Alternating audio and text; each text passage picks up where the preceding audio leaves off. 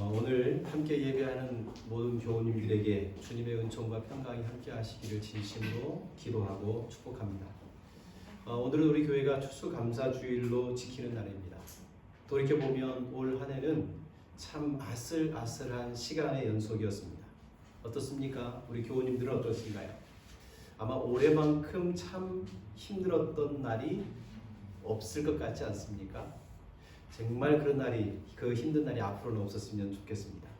외줄타기처럼 아찔한 순간들, 참 다시 이런 날이 없었으면 좋겠다라고 하는 그런 안타까움들이 우리 마음에 가득하고, 어떻게든지 쓰러지지 않고 버텨야 된다라고 하는 일념으로 바둥거리며 살아온 것 같습니다. 그럼에도 불구하고 오늘 이 시간 우리 살아있는 모습으로, 호흡하는 모습으로 하나님께 이렇게 예배하고 또 감사를 표현하고 있으니 이것 또한 감사거리죠. 이 시간에 진심을 담아 여러분 마음 깊은 곳에서 하나님 감사해요 라고 하는 그 고백, 그리고 주님을 향한 찬양을 주께서 들으시고 하늘의 풍성한 것으로 또 땅의 기름진 것으로 가득 채워주시기를 진심으로 축복합니다. 2020년 이 한 해를 이렇게 살아오면서 저는 개인적으로 감사한 것 중에 하나는 이 코로나로 얼룩진 세상 속에서도 우리 교우님들 중에 단 한 분도 그 코로나에게 잠식되지 않고 건강하게 그래도 보존됐다는 것이 참 감사하고, 또 이런 모습으로 우리 더 좋은 날 올 때까지 더 건강해지시기를 진심으로 또 소원하고 기도하겠습니다. 혹이라도 이제 어디서 걸려도 모르는 그런 상황이기 때문에 혹이라도 걸릴 때 야, 하나님 나에게 징벌했다, 그런 마음은 이렇게 좀 버리시고, 이 어려운 것 중에서도 하나님 나를 반드시 지킬 것이고 이기게 하실 것이다 라고 하는 믿음의 담력을 더 갖는 여러분 되시기를 진심으로 소망합니다. 제가 살고 있는 동네는 여러분도 잘 아는 것처럼 이 계획된 구역 또 빌라들로 가득한 동네입니다. 하지만 그 집에서 몇 걸음만 나가면 이 11월의 늦가을 정취를 물씬 풍기는 그런 시골의 한 구석이죠. 지난 금요일 오후에 설교를 준비하고 좀 정리를 하다가 좀 머리가 좀 아파서 우리 동양동 들판에 농로를 이렇게 잠시 걸었던 적이 있습니다. 그 들판 하늘 위로 기러기 떼들이 이렇게 멋진 대형을 지으면서 어디론가 떠나가고 있었습니다. 나뭇잎도 하나 둘 이렇게 떨어져서 바닥에서 뒹굴거리고, 또 얼마 전만 해도 누렇게 황금 물결이었던 그 들판도 이제는 그 농부들이 수확을 하고 나서 볏짚만 땅바닥에 이렇게 덩그러니 누워있는 모습을 보았습니다. 이렇게 들판이 누렇게 변해가는 모습을 보면서 쓸쓸한 느낌도 받았지만 한편으로는 홀가분하다는 생각도 들었습니다. 뭔가 본래대로 돌아간다는 느낌이라고 해야 될까요? 이처럼 11월은 어떻게 보면 12월이라고 하는 마지막을 향하여 달려가는 시간이기도 하지만 동시에 새로운 시작을 위한 돌아감의 시간이기도 한 것 같습니다. 그래서 신약성경 히브리서 11장에 보면 아브라함과 사라 등 믿음의 사람들을 향하여 언젠가는 본향으로 돌아가야 할 사람들이라, 우리 모두가 본향을 찾는 사람들이며 특별히 하늘에 있는 더 나은 본향을 향하여 가는 나그네라고 설명을 하고 있습니다. 그러기에 믿음의 사람들은 이 땅에서 나그네처럼 가볍게 사는 것을 그렇게 슬퍼해서는 안 될 것입니다. 나그네이기에 허망한 열망이나 과도한 욕심에 치우쳐서도 안 되겠죠. 이렇게 본래대로 돌아감을 생각하게 하는 이 계절에 추수감사절이 있다는 것이 저에게 또 특별한 의미였습니다. 진정한 감사를 우리가 깨닫기 위해서는 우리가 어디서 왔으며 또 어디로 가야 하는지를 안다면, 우리가 어느 방향으로 인생을 살아가야 되는지를 안다면 우리는 더 나은 감사, 더 깊은 감사를 드릴 수 있겠구나 라는 생각이었습니다. 여러분, 요즘에는 우리 한국 교회 여러 교회들이 10월 달에도 추수감사주의를 지키는 교회가 있고, 심지어는 우리 민족 고유의 그 전례를 따라서 추석 명절 즈음에 추수감사절을 드려야 된다라고 주장하는 분도 많습니다. 하지만 여전히 대부분의 교회는 11월 세 번째 주일을 추수감사주일로 지킵니다. 그것은 아마도 우리 한국교회 초창기 미국에서 건너온 미국 선교사님들의 영향 때문일 거예요. 미국은요, 1621년 이후로 11월 마지막 넷째 주일 목요일, 11월의 마지막 목요일을 땡스기빙데이라고 해서 그 3일 동안 목, 금, 토 이렇게 또 이어지는 주일까지 축제가 열려집니다.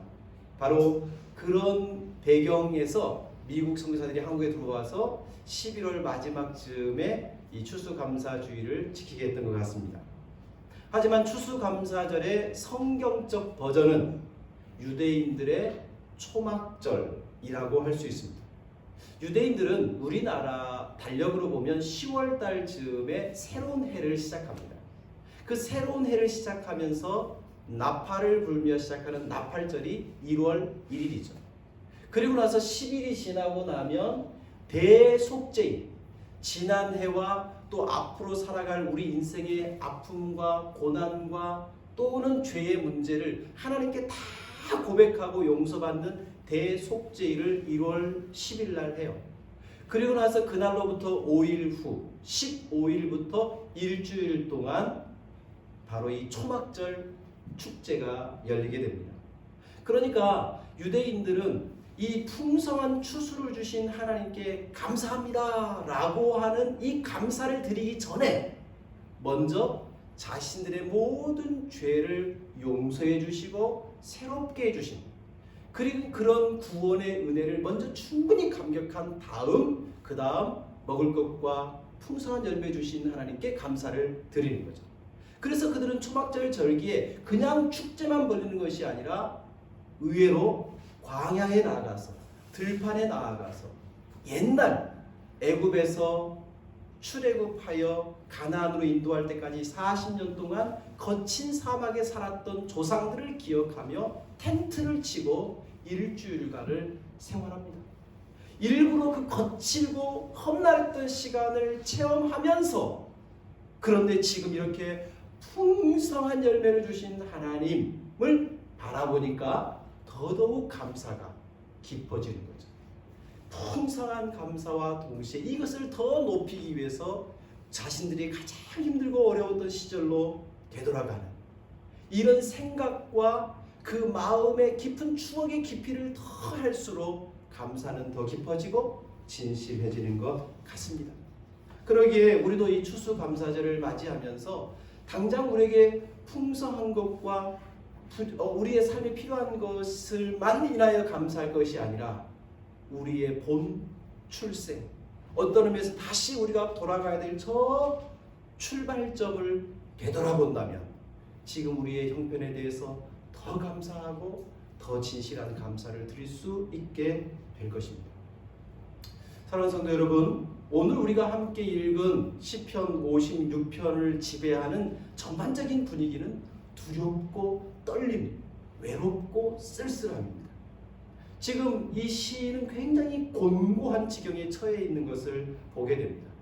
1절부터 6절까지를 보면 사람들이 이 시인을 짓밟고 공격하고 억누르고 비난하고 그의 말과 행동에 대해서 사사건건 시비를 걸며 어떻게든지 그를 해치려 하는 것을 보게 됩니다. 이런 시인의 상황을 한마디로 표현하면 두려움에 휩싸인 나날들이라고 표현할 수 있을 거예요. 그러나 더욱 안타까운 것은 이 두렵고 힘든 상황이 계속되고 있음에도 불구하고 자신 주변에 누구도 자기를 돌아봐주고 사랑으로 품어주고 위로해주는, 합심해서 기도해주는, 그리고 그의 손을 잡아주는 사람이 하나도 없다는 겁니다. 그래서 지금 시인은 참으로 쓸쓸하고 외롭고 두려움에 갇혀 고독 속에 빠져 있는 것처럼 느껴집니다. 그런데 우리가 시편 56편을 1절을 읽기 전에 부제라는 부분을 제가 읽었죠. 이 56편은 독특한 제목, 부제목을 달고 있습니다. 오늘 여러분 성경을 보시면 다윗의 믹담시, 인도자를 따라 요낫 엘렘 르호김에 맞춘 노래, 다윗이 가드에서 블레셋인에게 잡힌 때라는 아주 긴 부제가 달려 있습니다. 근데 이 부제는 크게 보면 세 가지로 나누어져요. 첫 번째는 다윗의 믹담시라고 되어 있습니다. 여러분, 믹담이라는 말이 정확하게 무슨 의미인지는 모르지만 대부분의 사람들이 그 한쪽 금쪽, 황금과 같다, 그런 의미를 품고 있다고 합니다. 그래서 이 56편은 다윗이 지은 시 중에 아주 금쪽같이 귀한 금언 시다라고 사람들이 이해를 합니다. 두 번째 부제는 더욱 어렵죠. 요낫 엘렘 르호김에 맞춘 노래. 여러분, 이것이 뭔지 우리는 도무지 알 길이 없을 거예요. 그래서 저도 이게 좀 참고 자료를 찾아보니까 우리 성경, 우리말 성경 중에 표준 세번역 성경이라는 게 있는데 거기에 보니까 주석이 달려 있어요. 뭐라고 되어 있냐면 요낫 엘렘 르호김이란 먼 느티나무 위에 앉은 비둘기 한 마리의 음조와 같이 따라 이 노래를, 이 시편을 읽어보거나 불러보라, 그런 의미를 품고 있다는 거예요.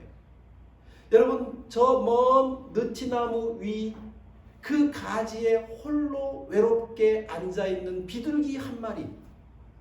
여러분, 이 음조가 어떤 음조인지는 모르지만 우리는 순간적으로 느껴지죠. 아, 쓸쓸하다, 외롭다, 그런 뉘앙스를 금세 느낄 수 있습니다. 세 번째로 이 56편은 부제가 다윗이 가드에서 블레셋인에게 잡힌 때에, 이것은 이 시편을 지은 다윗이 어떤 배경에서 이 시를 지었는지를 상상하도록 유도하고 있습니다. 여러분, 유대인들은 다윗 그러면 그 이야기를 너무나도 어려서부터서 계속 듣고 말하기 때문에 다윗의 일생을 잘 알아요. 사무엘상을 읽다 보면 골리앗을 물리친 다윗이 일약 국민적 스타로 떠오릅니다. 하지만 그것이 곧 다윗에게 위기가 되고 말아요. 사울은 천천을 죽였고 다윗은 만만을 죽였다. 이 노래를 들은 사울 마음에 시기심이 일어서 그 질투 때문에 다윗을 창을 던져 죽이려 합니다.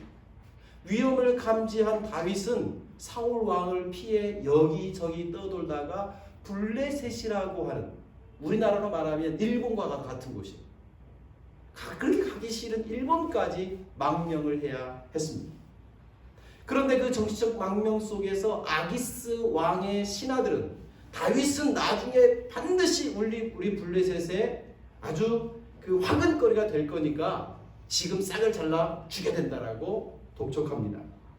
그럴 때에 다윗은 마치 우리나라 안동 김씨들이 세도 정치를 펼칠 때 그 속에서 살아남기 위해 스스로 상갓집 개처럼 굴었던 이 흥선 이하응처럼 스스로 미친 채 다윗이 미친 척 연기를 합니다.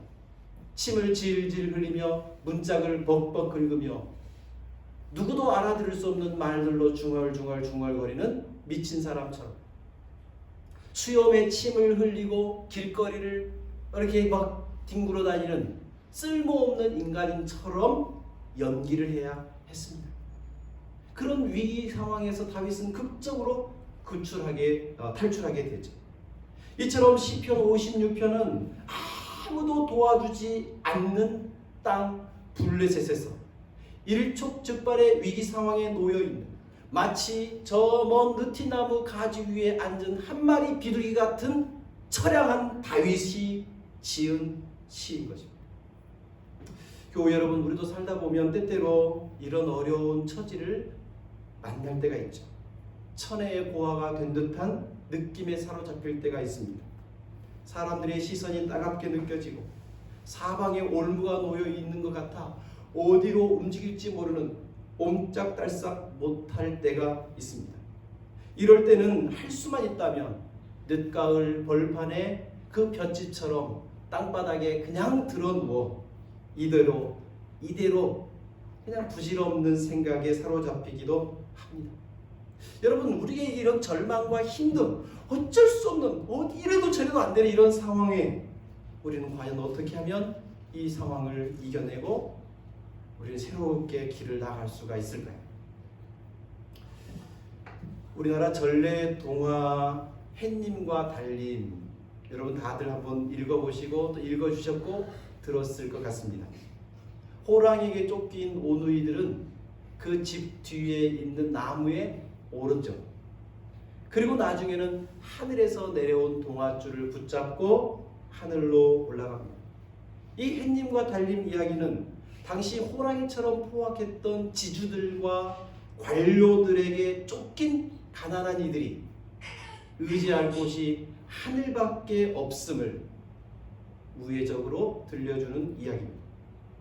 현실이 암담할 때 우리들은 대부분 마음이 초조해지고 급해지면서 우리의 삶을 보는 시야도 좁아지고, 그래서 평소 같으면 하지 않을 실수와 어리석은 선택을 하기도 합니다.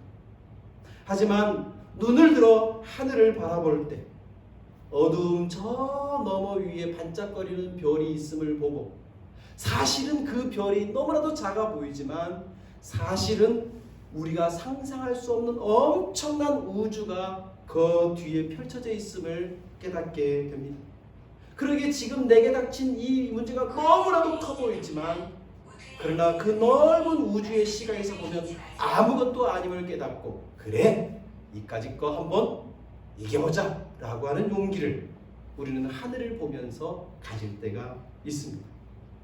여러분, 이처럼 사방이 가로막힐 때 하늘을 바라보는 것을 초월이라고 사람들은 이야기합니다. 이런 의미에서 신앙은 초월적인 그 요소가 있습니다. 사도 바울은 고린도후서 4장 8절에 우리가 사방으로 우겨쌈을 당하여도 쌓이지 않으며 답답한 일을 당하여도 낙심하지 아니할 수 있다고 말합니다. 그 이유는 우리의 현실을 넘어 계시는 바로 예수 그리스도가 우리와 함께 있음을 바울이 발견했기 때문이죠. 이와 마찬가지로 지금 다윗은 아무도 자신을 도와주지 않고 사방에 자신을 죽이려 하는 위험이 가득한 세상 속에서 문득 지금도 나를 바라보시는 그 하나님에게 시선이 고정되기 시작합니다. 그래서 오늘 이 다윗이 하나님을 바라보고 하나님을 믿고 그분을 의지하는 모습이 오늘 시편에 나타나 있습니다. 여러분, 우리가 두려움이 쌓이고 공포가 밀려들면 그 눈이 가려서 하나님이 안 보이죠. 때로는 막 처리할 일들이 산더미처럼 쌓여 있으면 그냥 하나님을 생각하지도 못할 때가 있습니다. 마찬가지로 지금 다윗도 사울에게 미움을 받고 창이 날아들고 사람들에게 쫓기고 블레셋으로 도망을 치고 또 블레셋 사람들이 죽이려 할 때 이 위기를 어떻게 해야 될지 모르는 전전긍긍 상황에서는 하나님이 보이지 않았습니다. 그러나 멀리고 그래서 벼랑 끝에 서는 순간 그제서야 하나님이 보였던 거죠. 여러분, 우리도 매 순간 하나님을 생각하고 살면 얼마나 좋겠어요. 작은 일들 만나고 별 특별한 일이 아니어서 그 속에서 하나님이 느껴지고 체험되면 얼마나 좋겠어요. 근데 우리는 다윗도 마찬가지죠. 그렇게 일들이 연속일 때 하나님 보이지 않아요. 그런데 다윗도 또 신앙의 인물들을 보면 아주 막다른 골목에 가서야 하나님 바라보고 살려주세요 하는 분들이 많더라고요. 어쩌면 다윗도 그런 건지는 모르겠어요. 지금 다윗은 이런 온통 두려움에 휩싸인 이 날에 3절에 보면 내가 두려워하는 날에는 내가 누구를? 주님을 의지하겠습니다 라고 고백합니다. 그리고 한 걸음 나아가서 4절에서는 내가 하나님을 의지하고 그 말씀을 찬송하겠습니다. 내가 하나님을 의지하였은즉 두려워하지 않겠습니다 라고 말합니다. 여러분, 두려움 속에서 하나님을 의지한다고 말했던 다윗이 그 두려움 속에서 하나님을 의지했더니 결과가 뭐냐면 이제 하나님을 의지함으로 두려워하지 않겠습니다 라고 고백을 해요. 그리고 하나님을 찬양합니다 라고 하는 변화된 모습이 나타납니다. 여러분, 이처럼 우리가 하나님을 믿는다는 것은 우리에게 두려움을 이기도록 하는 힘, 그것이 하나님으로부터 우리에게 주어지는 거예요. 여러분, 우리 지난 2월 달부터서 제가 돌이켜보니까 현장에서 예배드리고, 물론 개인적인 차이가 있지만 현장에서 나와서 예배드리는 것보다 현장을 떠나 가정에서 개인적인 공간에서 예배를 드리는 날들이 훨씬 많았습니다. 여러분, 이 지루한 시간들이 어떻게 보면 이제는 우리에게 일상이 되어서 예배당에 나와서 함께 예배드리는 것이 오히려 더 불편하고 부자연스러운 것처럼 느껴지는 상황이 되고 말았습니다. 여러분, 이런 일들이 앞으로 얼마큼 오래될지 우리는 예측할 수는 없지만, 그러나 어떤 상황에서도 어떤 자리에서도 여러분이 하나님을 의지하고 하나님을 볼 수 있다면, 그리고 그 하나님을 향한 믿음으로 예배한다면 우리 하나님 여러분을 예배자로 받아주시고 여러분이 예배 속에서 드리는 기도와 간구를 반드시 들으시고 여전히 보호하시고 여전히 붙잡아 주실 거라고 확신합니다. 여러분, 그렇게 어느 공간에서든지 하나님을 예배할 수 있는, 하나님 볼 수 있는 여러분 되시기를 진심으로 축복합니다. 여러분, 그렇게 될 때 다윗은요, 그렇게 하나님 바라보기 시작하는 순간 그게 두려움은 사라지고 동시에 한 걸음 더 나아가 강한 확신이 생겼습니다. 그래서 4절, 9절, 11절에도 보면 그런 확신 있게 말해요. 하나님은 내 편이시고 하나님이 나를 보호해 주시기 때문에 사람이 나를 어떻게 할 수 없다. 하나님을 절대적으로 신뢰하는 믿음이 생기니까 점점점 사람과 환경과 그 내게 주어진 이 두려운 상황들이 문제가 되지 않은 거예요. 마치 호랑이가 무서워서 나무 위에 오르고 벌벌벌 떨다가 하늘에서 내려온 동아줄을 붙잡고 하늘로 올라가는 것처럼 이 두렵고 힘든 상황에서 하나님을 부르짖고 하나님을 만나고 그분과 깊은 교제를 하다 보면 주변이 아무리 힘들고 어려워도 이겨낼 수 있는 용기, 그리고 어떤 상황, 어떤 형편이 내게 밀려닥쳐도 이건 아무것도 아니야 라고 말할 수 있는 신앙의 담력이 생긴다는 말이죠. 여러분, 우리 이 추수감사절에 이런 믿음과 이런 용기가 우리 가운데 생기면 얼마나 좋겠습니까? 여러분 우리 모두가, 우리 성도들이 그런 담력을 가진, 강한 확신을 가진, 그래, 상황이 아무리 힘들어도 나는 이겨낼 수 있고, 그것이 나에 대한 자신감 때문이 아니라 하나님이 주시는 그런 담대함이 여러분 마음에 풍성하게 임하기를 소망합니다. 여러분, 이런 담력을 가진 사람들이 자연스럽게 나타나는 결과가 하나가 있어요. 그건 뭐냐면 감사라는 것입니다. 지금 하나님을 의지하고 신뢰한 다윗이 두려움을 떨치고 하나님의 보호와 하나님의 도우심을 확신하는 순간 12절에서 다윗은 뭘 고백합니까? 하나님이여, 내가 주께 서원함이 있사온즉. 다윗이 하나님께 뭔가를 약속한 것 같아요. 마음에서 하나님, 나 이렇게 하고 싶어요, 이렇게 하고 싶어요. 근데 그것을 총체적으로 하나님께 약속하고 하나님께 표현하고 싶었던 것이, 총체적인 것이 뭐냐면 하나님께 감사로 제사를 드리고 싶어요. 내가 이제 하나님께 감사로 제사를 드리기를 원합니다. 이렇게 표현하고 있어요. 감나무에서 감이 맺는 것이 자연스럽고 사과나무에서 사과가 맺는 것이 당연한 것처럼 참으로 하나님을 의지하고 그분의 도우심을 확신하는 믿음의 사람들은 감사의 제사를 드리는 것이 지극히 자연스러운 결과인 거죠.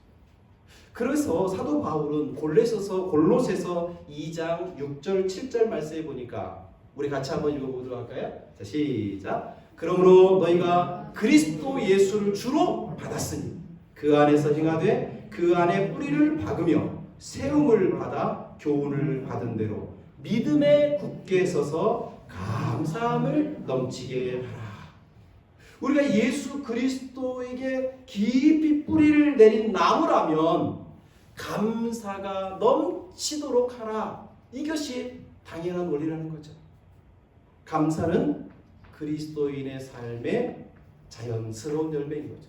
그래서 우리 입에서 투덜투덜 원망 불평 이런 사람의 도대체 그 믿음의 뿌리가 어디 있는가? 혹 그리스도에게 연결되어 있다 할지라도 그 뿌리가 굉장히 약하기 때문에 그런 거예요.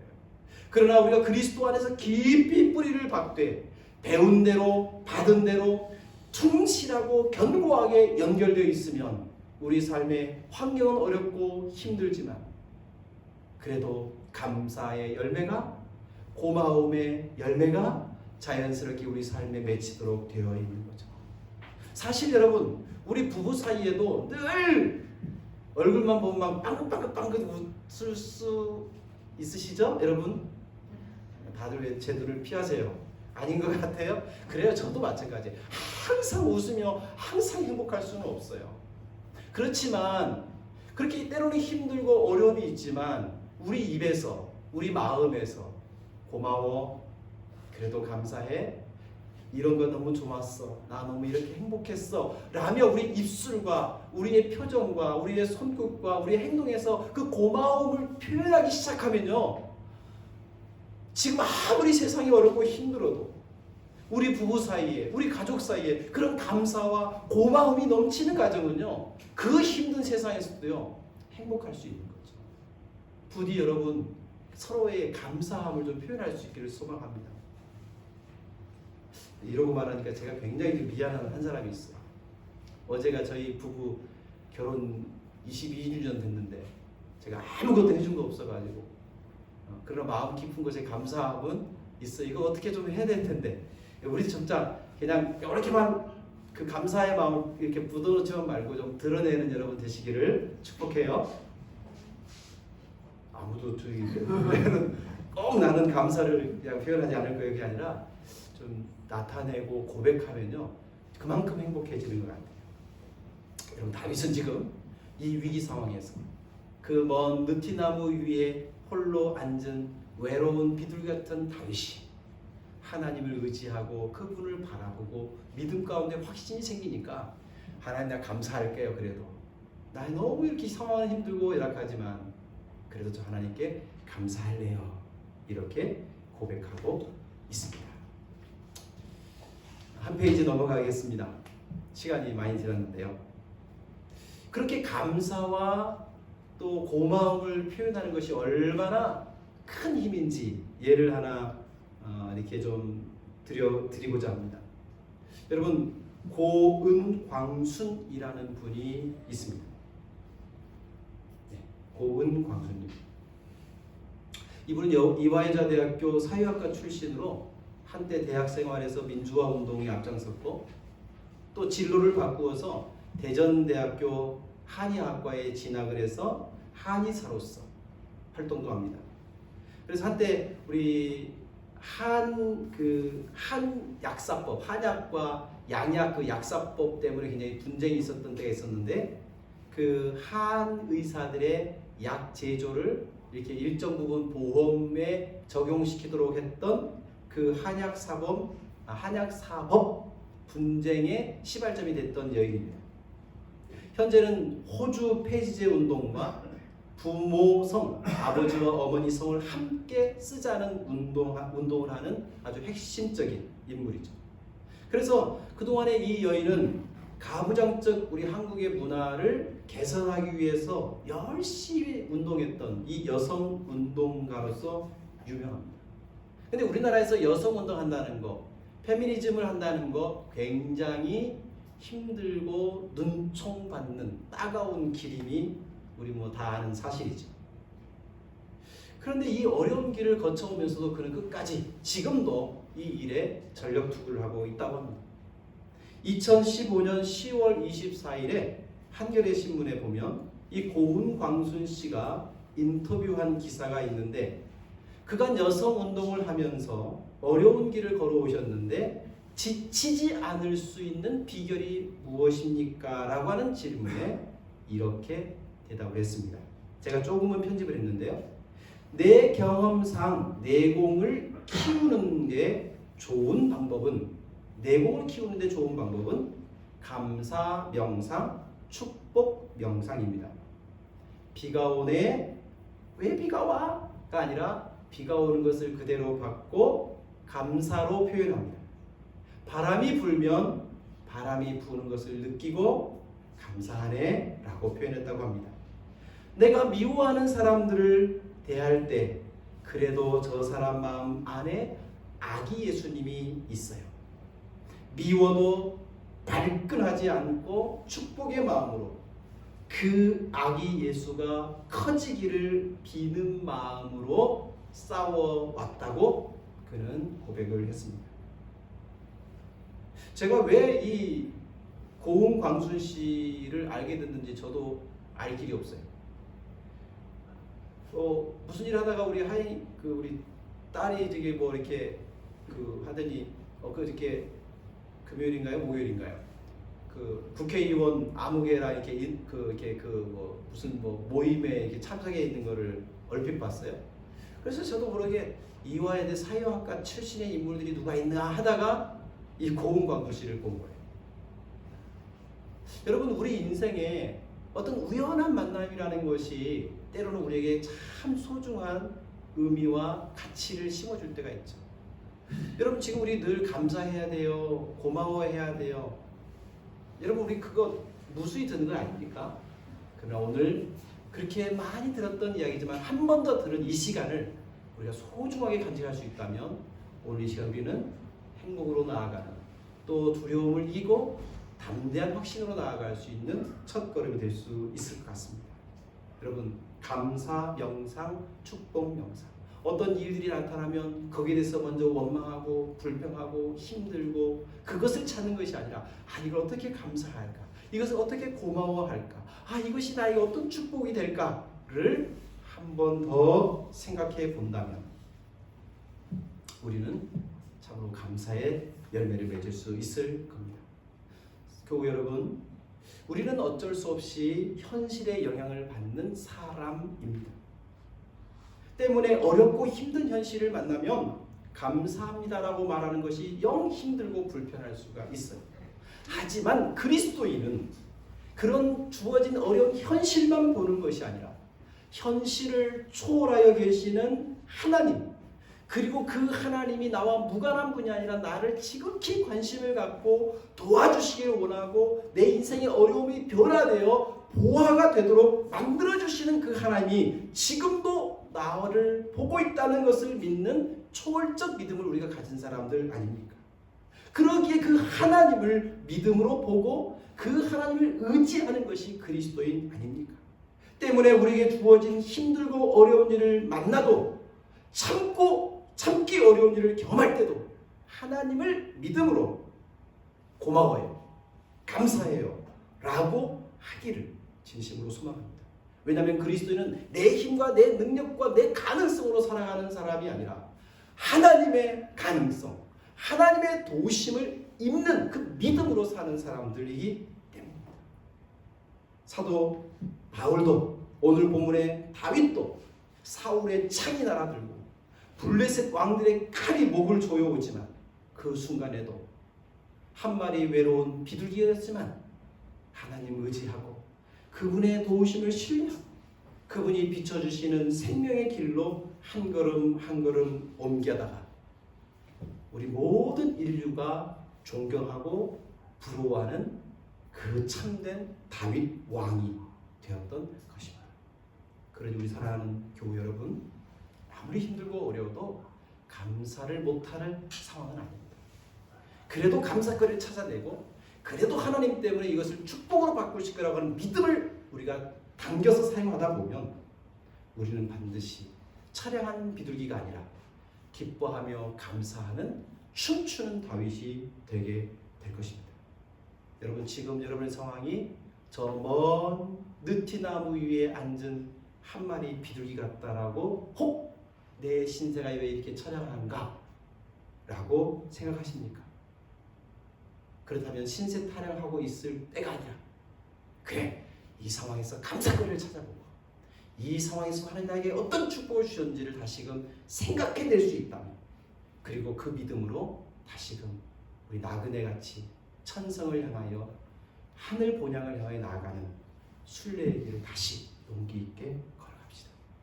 지금 우리가 그동안에 이 코로나 때문에 서로 위로하고 격려하지 못했지만 여전히 하나님은 여러분을 함께 돕고 계셔요. 그 하나님께 도움을 구하며 다시 감사의 마음으로 주님을 향해 나아가는 우리 모두 되시기를 축복합니다. 기도하겠습니다. 하나님 아버지, 다윗이 지금 참 힘들고 어려운 상황에 놓여 있었습니다. 사방에 자신을 죽이려 하고 자신의 말과 행동에 꼬투리를 잡고 어떻게든지 해치려 하는 이 고난과 역경이 다윗에게 찾아왔습니다. 다윗은 지금 아무도 자신을 도와주지 않는 저 느티나무 위에 홀로 앉아있는 비둘기처럼 처량하고 고독했습니다. 그러나 눈을 들어 하나님을 보는 순간, 눈을 들어 하나님을 의지하는 순간 하나님으로부터 용기가 찾아왔고 확신이 찾아왔고 어떤 역경과 고난이 와도 나를 하나님이 지키시고 보호하시기에 이길 수 있으리라고 하는 담력이 생겼고 그래서 어려운 힘든 고통의 순간에도 감사하겠습니다, 고맙습니다라고 외칠 수 있었습니다. 하나님 우리 성도들 지금 1년 동안 코로나 때문에 얼마나 힘든지 주님이 잘 아시지요. 이 때문에 우리의 믿음도 우리의 삶도 이렇게 뭔가 멈춰버리고 또 허무해져 버린 시간들이 많았지만 그래도 이 시간 다시금 이 고난과 역경 속에서도 지키시고 보호하시고 여기까지 이끄신 하나님께 감사의 마음, 믿음의 마음을 회복하기를 원합니다. 더 감사하고 더 고마워하며 하나님 앞에 한 걸음 한 걸음 나갈 때 앞으로도 지금까지 지켜줬던 것처럼 더욱 지켜주시고 우리의 마음속에 용기와 담력을 허락하여 주셔서 용기 있게 자신 있게 하나님을 영광스럽게 하고 사람들에게 희망을 줄 수 있는 사람으로 세워져 가게 해 주옵소서. 감사의 제사를 드리는 우리 모든 성도들에게 은혜와 축복 내려주시기를 소망하며 예수님의 이름으로 기도드립니다. 아멘.